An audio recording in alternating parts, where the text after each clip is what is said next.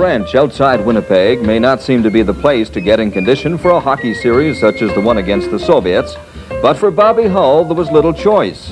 Out on the farm, getting ready for winter is a conditioning job in itself. And Bobby Hull kept those huge biceps in tone, throwing heavy bales around, chasing cattle, building and repairing fences, and being on his feet from morning till night. He also started skating exercises after work here was done. This summer has also been one of mental strain for the Golden Jet. His farmhouse burned down, and that necessitated everyday travel to and from the city. Like all farmers, Hull had difficulties with obtaining and keeping hired help. As he says himself, he is no longer 25 years old, and with his hockey responsibilities compounded by his coaching position with the Winnipeg Jets, there is every likelihood this may be the last summer he will be so occupied with farming. Also contributing to his thoughts was, of course, the upcoming series with the Russians. That was on his mind a lot while chasing those cattle and fixing the fences. His philosophy about playing the Soviets was basic and honest. Know the problem before you try to solve it. And so the time of just thinking about the Russians was over. The hard work, this time for Canada, was about to begin.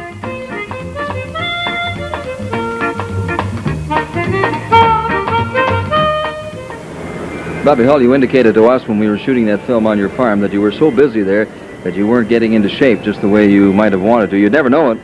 Well, I think, Tom, that being out in the fresh air, as I spend most of my summers, and the people saw just a little bit of what we do. It was the weather got a little bit bad towards the end of August and first part of September, and couldn't do as much logging the bales around as we could, but you get in good shape out there. You're not sitting around in a house and getting a fat cat. You're out in the fresh air and you're exercising. I would like to have done just a little bit more running and skating, but I worked out 10 days with our Swedish hockey players back home, and they're a great group of guys and great hockey players, and the World Hockey Association's in for a terrific year when they see these guys play. Listen, I'll tell you, a lot of people didn't think you were going to do as well. I don't mean you personally, but they thought the legs were going to give out in the third period. They thought you might have even been a little bit tired today.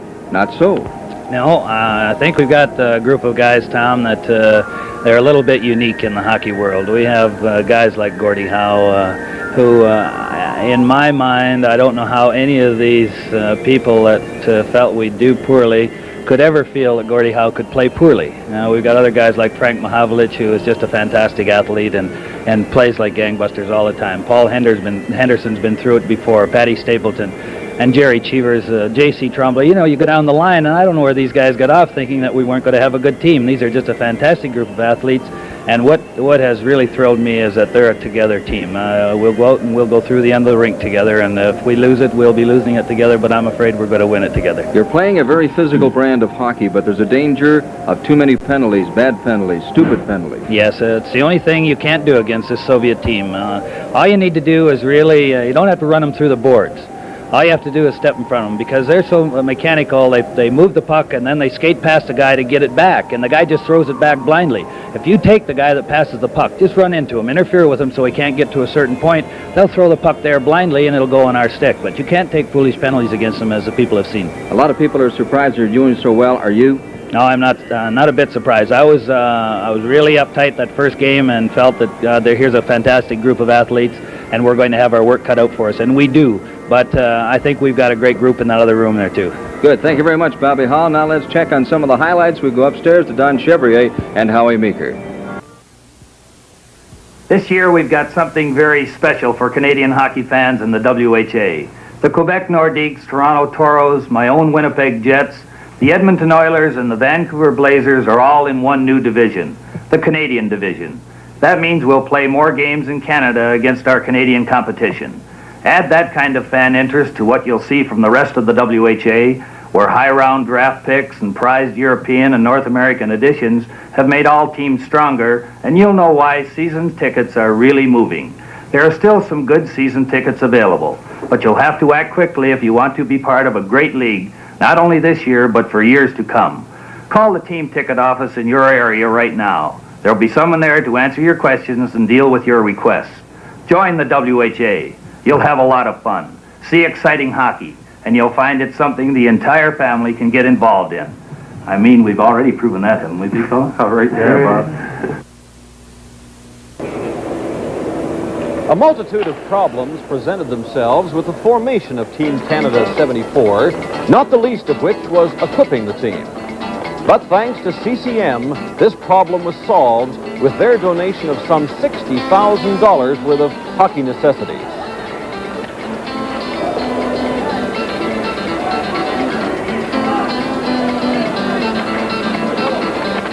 Team Canada's Big M Frank Mahovlich tapes one of his specially made sticks.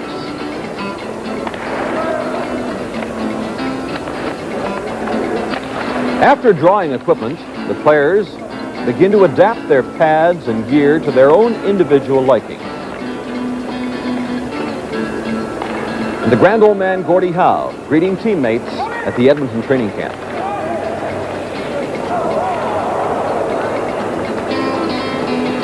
Even brand new pads take some special adjustments for the Golden Jet Bobby Hull. And you'd better believe there's lots of dollars connected with this special group of Canadian athletes.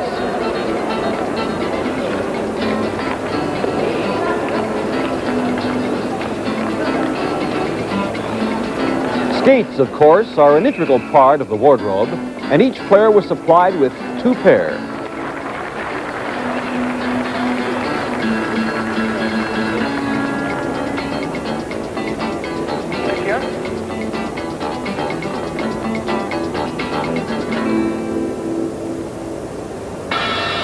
Then comes the fitting, special sharpening, and testing to make them just right for the job ahead.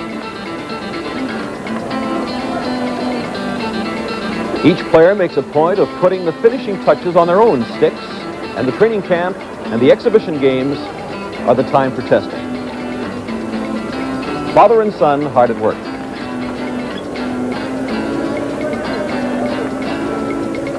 Blue practice sweaters were part of the CCM delivery, in contrast with the brilliant red and whites worn in the actual games.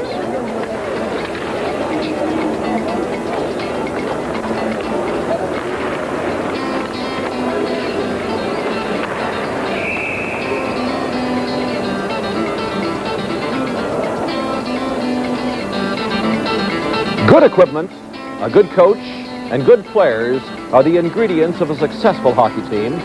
And thanks to CCM, Billy Harris, and the personnel of Team Canada 74, it looks like Canada has a winning recipe.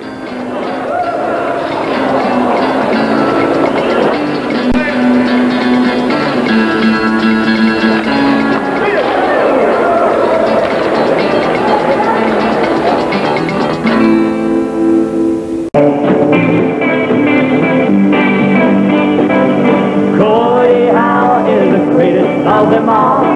The greatest of them all, yes, the greatest of them all.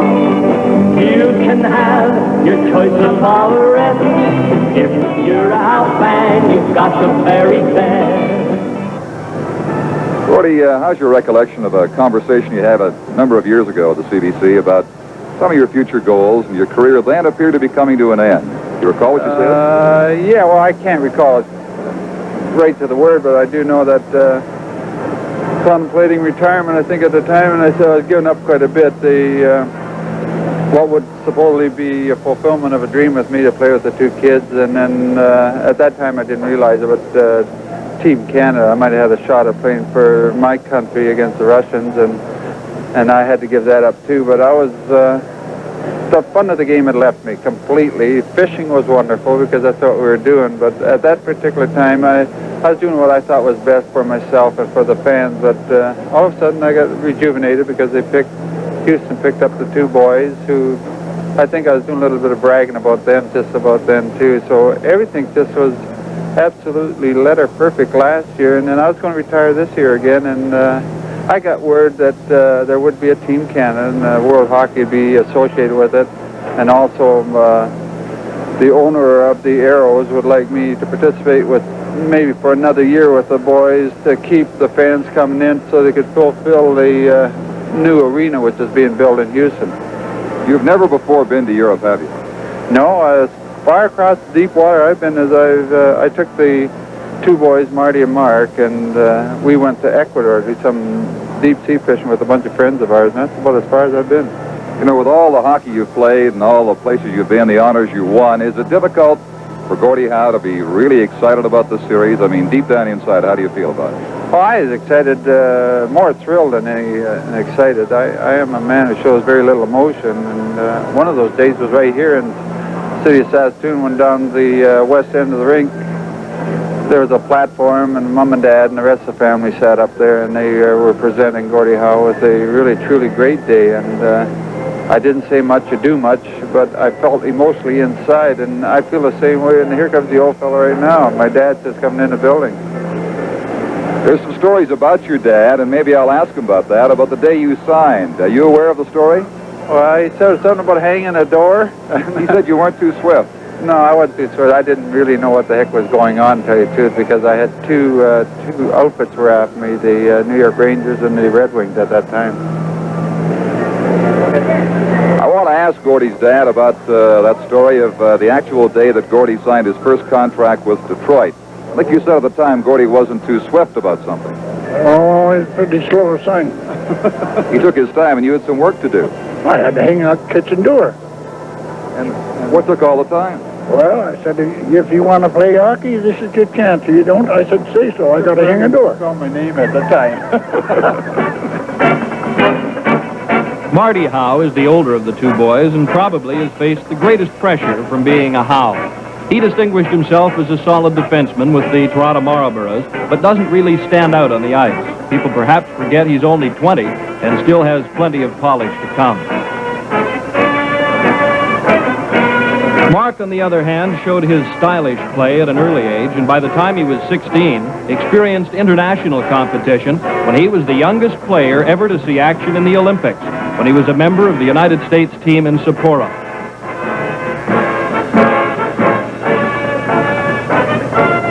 What do you call number 9 on the ice? Gordie and Dad off, or do you get confused sometimes, or what happens? Well, playing on his line, I really don't have to yell that much. He's got eyes all over his head, I think, and anywhere you are, he can get a pass to you. But once in a while, you have to call him Gord or Dad, or most of the time, I'll call him Gordie on the ice. Uh-huh. Is he an easy guy to work with? Oh, definitely. You just give him the puck and let him go, you know. It makes it He's all not too hard on you two, is what I mean. Oh, no. No, he's not like that at all. He'll mention something if he sees a mistake, you know. He won't criticize you. He'll tell you what to do instead, sort of thing. Well, hockey's been a family affair for the Howes for generations, and for Colleen Howe, it's been a rewarding experience.